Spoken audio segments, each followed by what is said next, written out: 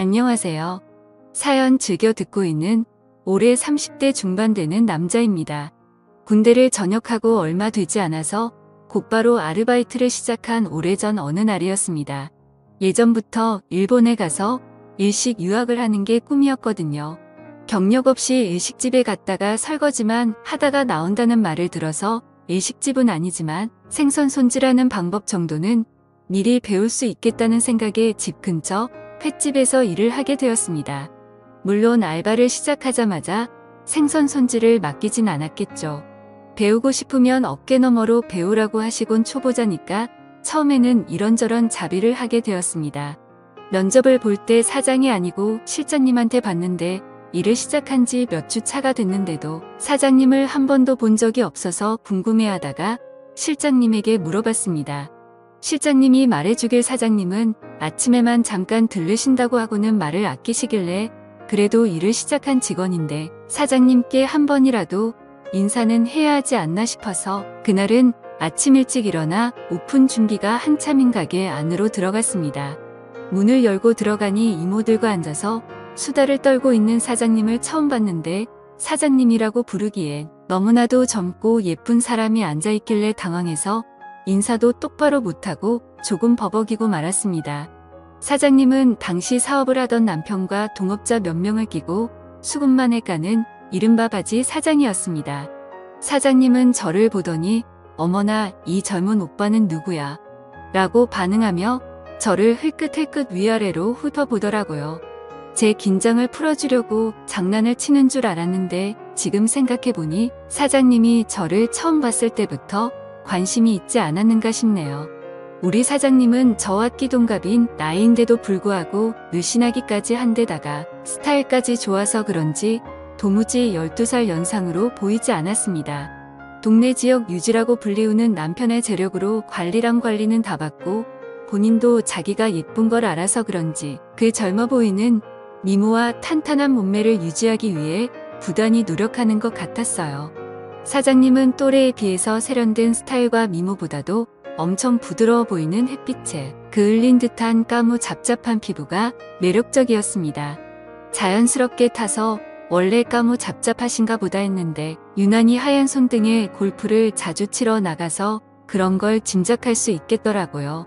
그리고 보니 이따금씩 아침에 가게를 들렀다가 골프를 치러 바로 가시는지 골프 치마를 입고 오실 때가 있었는데 무릎 위가 훤히 드러낸 모습으로 의자에 앉아 계시면 바닥 청소를 하는 척 몇 번씩 고개를 돌려 쳐다봤던 적도 있었습니다.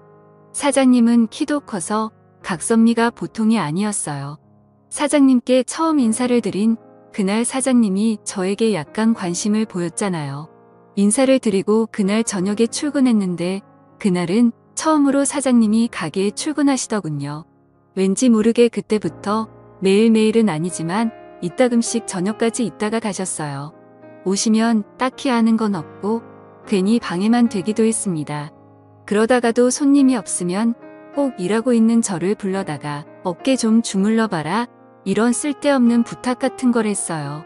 물론 사장님의 어깨를 주무르는 건 좋았습니다. 뭉친 어깨를 지그시 누를 때 사모님 입에서 이상한 소리를 내셨는데 그 소리가 엄청나서 괜히 몸과 마음 한구석이 뜨거워질 때가 있었습니다. 사모님도 약간 그런 저의 반응을 즐기는 듯 했어요. 사장님이 저에게 미묘한 신호를 보내고 있다는 걸 그날 눈치채게 되었습니다. 잠깐 바쁜 시간이 끝나고 뒷문으로 나와 담배에 막 불을 붙이고 한 모금 깊이 빨고 있는데 사장님이 따라 나오셨습니다. 깜짝 놀라서 피던 담배를 벽에다가 비벼서 불을 껐는데 사장님이 자기도 담배 한 대만 달라고 하더라고요.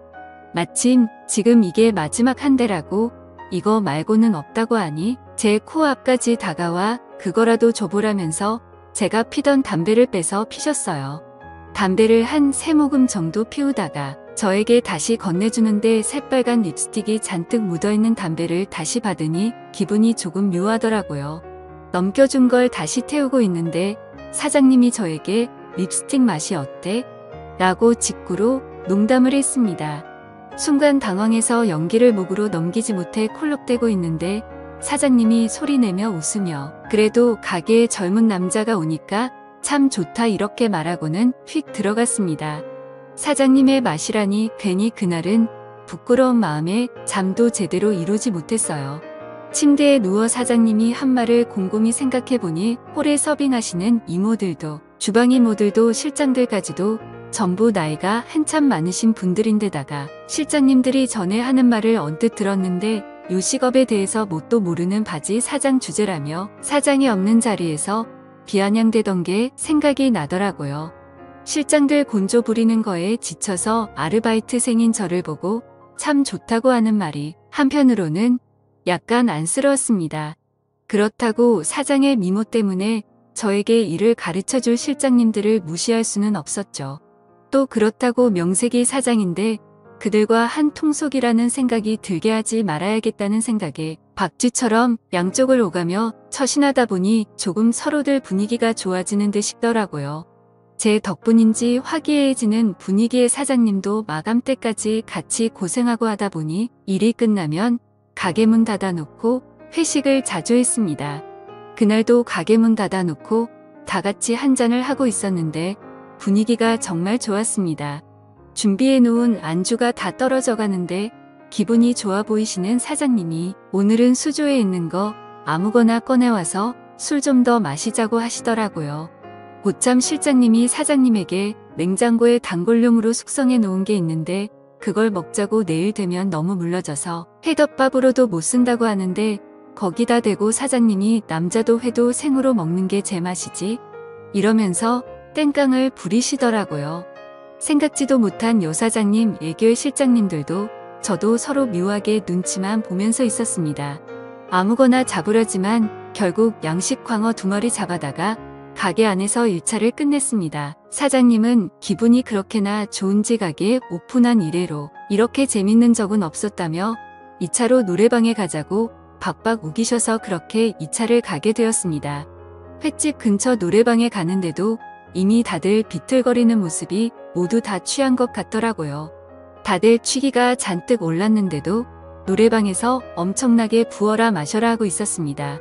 사장님은 워낙에 기분이 좋았는지 약간 끈적한 반주가 깔린 노래가 흘러나올 때 실장님들과 번갈아 가면서 블루스를 추더라고요. 그러면서 고개를 제 쪽으로 계속 돌려가며 제 눈치를 보더라고요.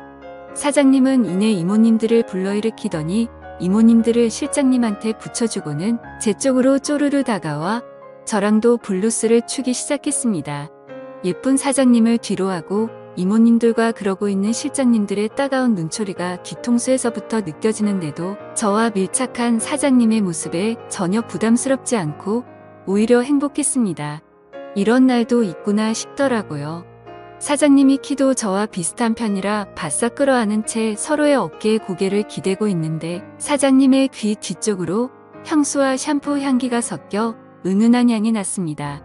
그 향기를 간직하려고 숨을 들여 마시다가 실수로 사장님의 목덜미로 뜨거운 숨을 내뱉고 말았습니다.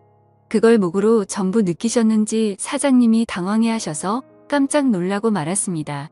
그러더니 사장님은 껴안고 있던 저를 손바닥으로 탁 치며 무언가 바라는 눈빛을 보내곤 아무 말도 하지 않으셨어요. 브루스 타임이 끝나고 제일 상석에 있는 자리로 돌아간 사장님이 벼랑간 벌러덩 소파 위로 누워버리시더라고요. 술에 만취했는지 이모들이 흔들어 깨워도 일어나질 않으셨습니다. 치마가 말려 올라가 어떻게 해야 되냐고 이모님들이 당황하고 계셨어요. 계산하는 사장님이 만취한 상황인지라 자연스럽게 회식 자리는 끝나는 분위기가 되었고 실장님들과 이모님들도 벌써 시간이 이렇게 늦었다며 다들 집으로 돌아가려는 모습이었습니다. 그 와중에도 실장님들 2분이서 사장님을 서로 자기가 데려다 주겠다고 또 다투고 있었습니다. 제가 볼 땐 데려다 준다기보단 데려가는 느낌이 더 강했었죠. 무슨 마음이었는지 저도 사장님을 데려다 주고 싶다고 실장님들에게 도전장을 내밀었습니다. 굉장히 언짢아하며 짜증내는 실장님들의 모습을 지켜보고 있던 이모님 한 분이 2사람을 뜯어말리며 어서 저에게 대리기사를 불러 사장님 좀 집에 모셔다 달라며 부탁을 하더라고요. 아무튼 사장님을 데리고 차에 타는데 밖에서 발을 동동 구르던 실장님들의 모습이 참 깨소금 맛이었습니다. 이어서 대리기사님이 오시고 사장님과 저는 뒷좌석에 앉았습니다. 술이 많이 취했는지 차에 타자마자 제 무릎을 베고 누우셔서는 집에 도착해서 기사님이 떠날 때까지 사장님은 꼼짝도 하지 않았습니다. 아무리 흔들어 깨워도 일어나질 않는 사장님 모습에 난감해하고 있는데 가방 안에 사장님 핸드폰이 눈에 들어왔습니다. 살짝 머리를 들어 가방을 베고 있게 만들고 차 밖으로 나와 남편분에게 전화를 걸었는데 받지를 않더라고요.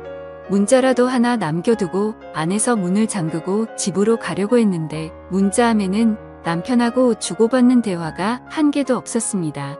사장님의 전화번호부에는 남편 말고는 다른 사람의 전화번호는 저장도 되어 있지 않았습니다. 사람이 외로워하는 이유를 알겠더라고요. 사장님은 돈은 많지만 그 돈으로 외로움을 해결하기 힘든 그런 사람이었던 것 같습니다. 훔쳐보려던 것은 아닌데 사장님에 대한 많은 걸 알게 되니 이대로 돌아가면 안 될 것 같아 차 안으로 다시 들어가 받쳐놓은 가방을 빼고 다시 사장님에게 무릎 베개를 해주었습니다. 무릎 베개를 해주려 사장님의 뒤통수를 받쳐 목을 살짝 들어 올렸는데 사장님이 술버릇인지 꼼지락대면서 제게 몸을 기대더라고요. 얼마 안 있어서 술이 조금 깨셨는지 사장님이 화들짝 놀라 자리에서 일어나시더라고요. 여태 자기가 이러고 있었냐고 물어보는데 맞다고 하니 저에게 약간 감동한 듯해 보였습니다. 이제 사장님도 일어났으니 집에 가려고 하는데 멀쩡해 보이던 사장님은 집까지 데려다 달라며 막무가내셨습니다. 어떻게 집까지 들어가냐고 되물었더니 어차피 집에 아무도 없다고 하셨습니다. 문이 열리자마자 사장님은 저를 뒤에서 껴안으셨고 저희는 그렇게 사랑을 확인하게 되었던 거죠. 그날 이후 사장님과는 연인처럼 지내게 되었고 시간이 지날수록 유부녀란 사실에 점점 겁이 나서 저는 결국 가게를 그만두게 되었습니다. 그만두고 나서는 사장님에게 전화도 몇 번이나 왔지만 유부녀라는 사실에 괜히 더 얽혔다가 좋은 꼴 못 볼 것 같아서 근처에는 얼씬도 하지 않았지만요. 외로운 사람에게 지나친 관심은 독이 될 수 있다는 생각에 멈추게 되었는데 이렇게 오랜 시간이 지난 후 제가 외롭게 되니 그때의 사장님의 마음을 좀 더 헤아릴 수 있게 된 것 같습니다. 지루한 이야기 끝까지 들어주셔서 감사합니다.